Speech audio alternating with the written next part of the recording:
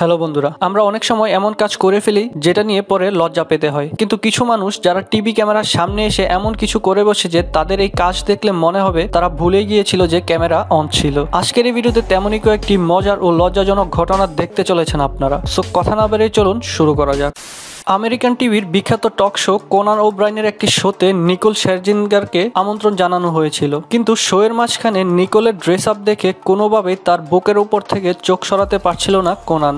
They asked me to be a guest judge. Focus, Conan. To be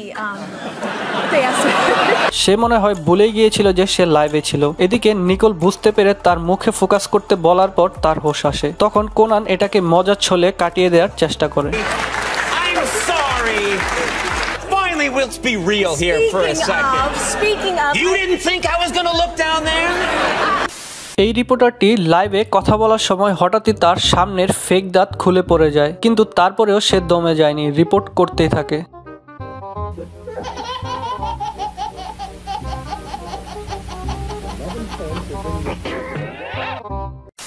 সুন্দরী প্রতিযোগিতায় নিজে প্রথম হতে না পেরে স্টেজে সবার সামনে নিজের হতাশা জড়িয়ে দেয় এই মেয়েটি। সে সম্ভবত ভুলে গিয়েছিল প্রোগ্রামটি লাইভ চলছিল।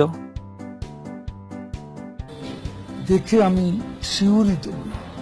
দর্শক, অনেক কষ্ট করে ভিডিও বানিয়ে থাকি, তাই আপনারা একটি লাইক দিলে আর সাবস্ক্রাইব করে পাশে থাকা বেল আইকনটি বাজিয়ে দিলে আমার সবচেয়ে ভালো হয়।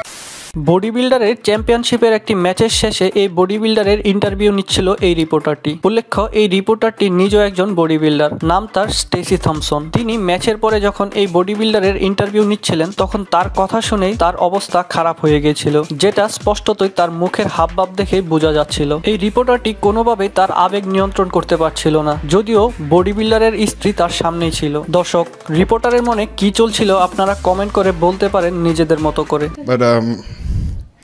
It's been a long road.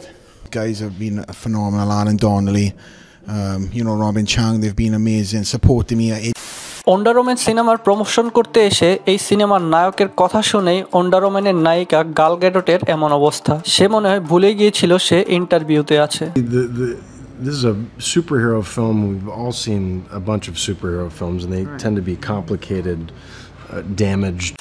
এই টিভি শোতে দেখা যায় একজনকে বলা হয় দ্য স্কোয়ার অফ 8 ড্যান্স নামক একটি ড্যান্স দেখাতে, তাও আবার মিনি স্কার্টে। How embarrassing.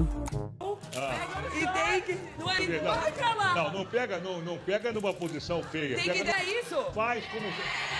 Não, fica quieto, Carlinhos. Até aí. Gente, só faz vocês isso, estão ok. vendo.